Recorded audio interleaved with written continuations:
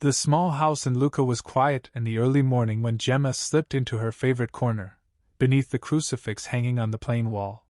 She folded her hands and closed her eyes. Her life had never been easy.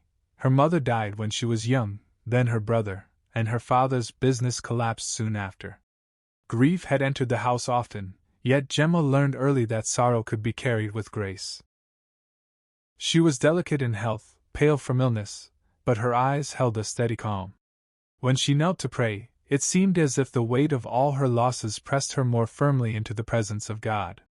Gemma tried several times to enter a convent, but sickness always blocked the path. Doctors warned her family that she was too fragile. Sisters politely refused her application. Others might have become bitter, but Gemma only bowed her head and whispered, "Lord, if you don't want me inside the cloister, then make my heart a monastery." And so she lived simply in her home, doing small household tasks, caring for her younger siblings, praying quietly while the world around her rushed with its noise and desires. Her love for Christ grew deeper each day.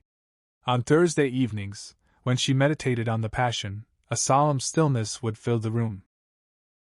Her foster family, the Gianninis, sometimes found her kneeling for hours without moving, lost in contemplation. She never asked for attention or admiration. In fact, she feared it. Whenever someone praised her devotion, she blushed and looked away. One evening, while Gemma sat alone in prayer, a sudden pain struck her hands and feet, sharp, burning, and precise. She instinctively hid her hands under her shawl, trembling. The wounds were not visible to others at first, but she felt them deeply. Later, the Gianninis would see signs of blood appear and disappear mysteriously. Her confessor questioned her carefully, ensuring she was not imagining things.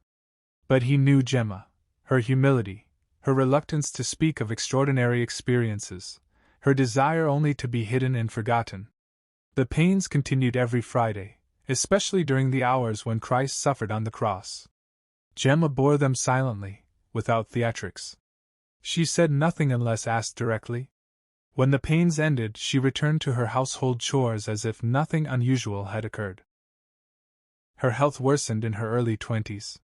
Tuberculosis weakened her body, yet she remained peaceful.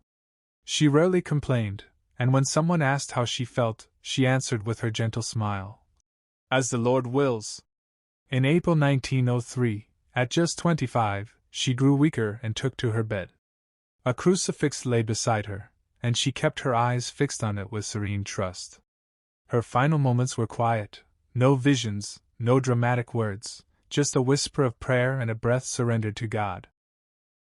When she died, those around her said the simple room felt unusually calm, as though the silence itself was praying. Gemma Galgani left no wealth, no famous writings, no grand achievements.